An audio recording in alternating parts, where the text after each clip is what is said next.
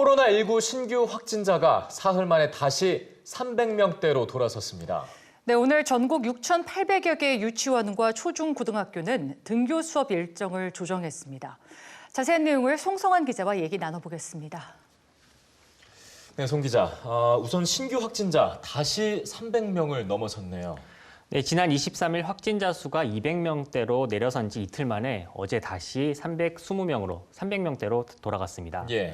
국내 발생이 307명이었고 해외 유입은 13명이었습니다. 역시 수도권에서 229명으로 국내 발생 확진자의 75%를 차지했습니다. 서울이 110명으로 가장 많았고 경기 92명, 인천 27명 순이었습니다. 세종과 충북, 경북을 제외한 모든 시도에서 신규 확진자가 발생했습니다. 예. 최근 2주간 국내 발생 신규 확진자는 하루 평균 241명에 달하는데요. 누적 확진자도 무려 3,495명에 이릅니다. 네, 계속해서 마음을 놓을 수가 없는 상황인데 수도권의 유치원과 초중고등학교는 오늘 전면 원격 수업에 들어갔다고 하죠? 네, 원격 수업을 하는 학교는 서울과 경기, 인천의 유치원과 초중고등학교 전체입니다. 기간은 다음 달 11일까지 3주지만 상황에 따라 연장될 가능성도 있는데요.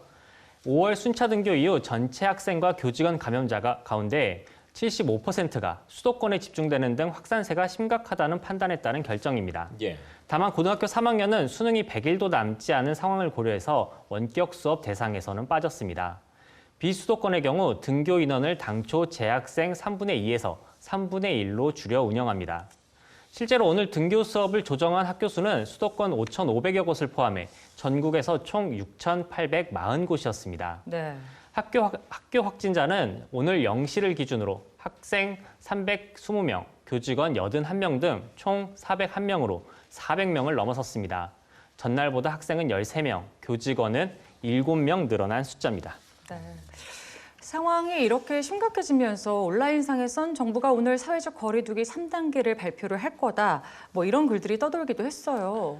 네, SNS를 중심으로 문재인 대통령이 오늘 오전 중 사회적 거리두기 3단계 시행을 대국민 발표한다. 이런 내용의 이른바 찌라시가 돌았는데요.